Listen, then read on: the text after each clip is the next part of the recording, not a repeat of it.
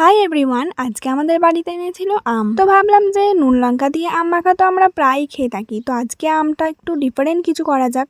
কিন্তু ডিফারেন্ট করব, কিন্তু কি করব সেটা ঠিক খুঁজে পাচ্ছিলাম না। তারপরে মাকে বলাই, মা বললো চল ডিফারেন্ট যখন কিছু করবি তখন আম সত্ত্বই বানা। তারপর মায়ের কাছে আম সত্ত্বের রেসিপিটা ভালোভাবে বুঝে নিয়ে ঝটপট কাজে লেগে গেলাম। আমগুলো প্রথমে কেটে তারপরে ধুয়ে ওই কুকারে সেদ্ধ হতে দিলাম, তারপর ওগুলোকে ভালো করে ছেঁকে নিলাম। আর এই পুরো সিজনটাই তো আম, এখন তো টুকটাক করে বাড়িতে আম আসতেই থাকবে। আর এই টাইমটা না আমার সেই ছোটবেলার কথা মনে পড়ে যায়, যখন সব বান্ধবীগুলো মিলে একসঙ্গে খেলতে যেতাম আর আম গাছে আম দেখলেই লোভ সামলাতে পারতাম না, তখন চুরি করে সবাই মিলে খেয়ে নিতাম। উফ, সেই টাইমটা যদি আবার ফিরে পেতাম।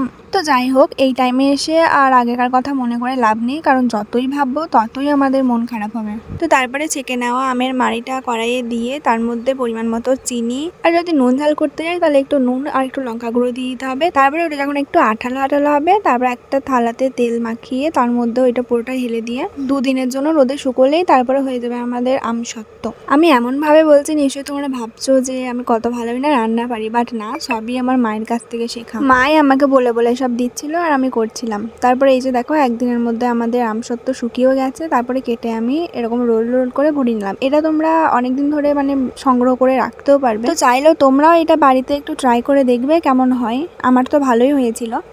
ওকে, thanks for watching, bye by.